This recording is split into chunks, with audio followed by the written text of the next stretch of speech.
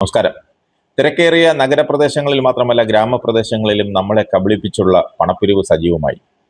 ചായ, യാത്രാക്കൂലി, മരുന്ന് വാങ്ങൽ തുടങ്ങിയ ആവശ്യങ്ങൾ പറഞ്ഞാണ് അവർ നമ്മളെ സമീപിക്കുന്നത്. കൂടുതലൊന്നും വേണ്ട, വെറും 10 രൂപ മതി. ഈ 10 രൂപ ചോദിച്ചാണ് പിരിവ് മൊത്തം. രാവിലെ മുതൽ വൈകിട്ട് വരെയും ഈ കബളിപ്പിക്കൽ തുടരും. ആശുപത്രി, KSRTC bus stand, railway station, കാൽനട യാത്രക്കാരെ ഉന്നമിട്ട പാതയോരങ്ങളിലെല്ലാം ഇവർ തമ്പടിക്കുന്നു. നിസ്സഹാവസ്ഥയിലുള്ള ചോദ്യം കേൾക്കുമ്പോൾ കയ്യിലുള്ളത് നമ്മൾ കൊടുത്തുപോകും. പള്ളികളിലും അമ്പലങ്ങളിലും എത്തുന്നവരുടെ അടുത്ത് ചെന്ന് ദയനീയത പറഞ്ഞ് പണം തട്ടുന്നവരാണ് ഏറെയുള്ളത്. പള്ളികളിലേക്കും ക്ഷേത്രങ്ങളിലേക്കുമുള്ള വഴിയിലും മറ്റുമാണ് ഇവർ തമ്പടിക്കുന്നത്.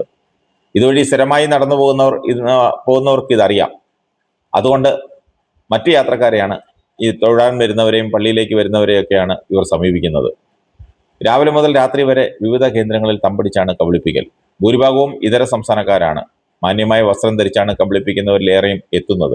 ഇവരിൽ ഇതര സംസ്ഥാനക്കാർ മാത്രമല്ല, നമ്മുടെ ആളുകളുമുണ്ട്. ആശുപത്രികളിലും മറ്റും സന്നദ്ധ സംഘടനകൾ വിതരണം ചെയ്യുന്ന പൊതിച്ചോറുകൾ വാങ്ങി അതിൽ വിഭവങ്ങൾ കുറവാണെങ്കിൽ, അല്ലെങ്കിൽ കറികളും മറ്റുമൊക്കെ കുറവാണെങ്കിൽ അത് ഉപേക്ഷിക്കുന്നതും പതിവ് കാഴ്ചയാണ്. ഇന്നലെ വൈകുന്നേരം കൊട്ടാരക്കര ബസ് സ്റ്റാൻഡിൽ കണ്ട ഒരു കാഴ്ച, ഒരു മധ്യവയസ്കൻ ഓരോരുത്തരോടും അടുത്ത് ചെന്ന് 10 രൂപ ചോദിക്കും. എന്നോടും ചോദിച്ചു, ഞാനും കൊടുത്തു. ഞാൻ കൊടുത്തിട്ട് മാറി നിന്ന് പുള്ളിയെ വീക്ഷിച്ചു. 10 മിനിറ്റിൽ തന്നെ 15ഓളം പേരിൽ നിന്ന് പൈസ വാങ്ങി. ഇയാളുടെ ദയനീയ മുഖഭാവവും പൈസ ചോദിക്കുന്ന രീതിയും ഒക്കെ കാണുമ്പോൾ നമ്മൾ കൊടുത്തു പോകും. ആരായാലും കൊടുക്കും. ഞാൻ ശ്രദ്ധിച്ച ഒരു കാര്യമുണ്ട്. അയാൾ എൻ്റെ കയ്യിൽ നിന്ന് പൈസ വാങ്ങിയിട്ട് തൊട്ടടുത്ത് നിന്ന ആളിൻ്റെ കയ്യിൽ നിന്ന് വാങ്ങിയില്ല. പിന്നെ കുറച്ചപ്പുറം നിന്ന ആളിനെയാണ് സമീപിച്ചത്.